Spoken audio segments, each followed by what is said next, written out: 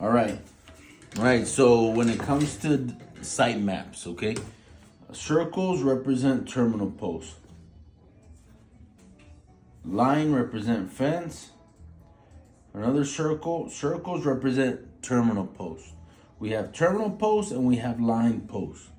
Terminal posts are end and corner posts. Those are terminal posts. End posts, that's where a fence terminates.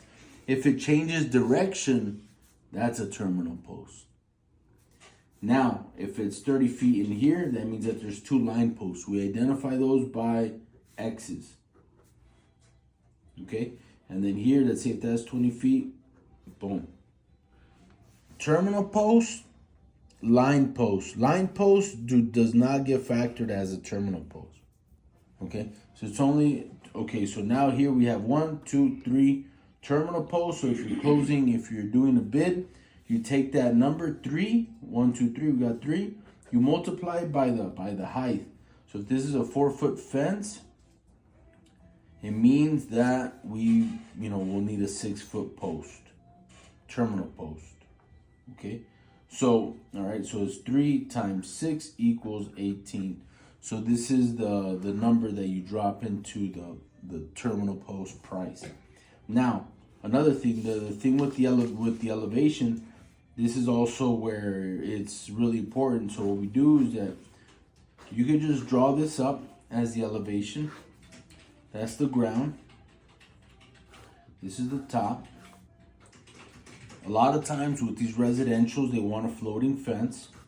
So if they want a floating fence means that the chain link is floating or that the wood is floating. So here, this is the elevation map. Elevation map. So here we have that total height. In this case, for this particular client that me and Ernie are discussing, is 7 feet tall. But then 4 feet of that is just a floating fence. So the way we would call this, it's 7 foot tall. This is not the height of the fence. That gives us a vague picture.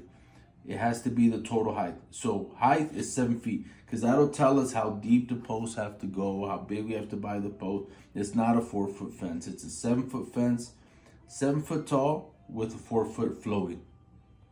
So in writing, we identify that as a 4-7. This means 7 foot tall for that floating.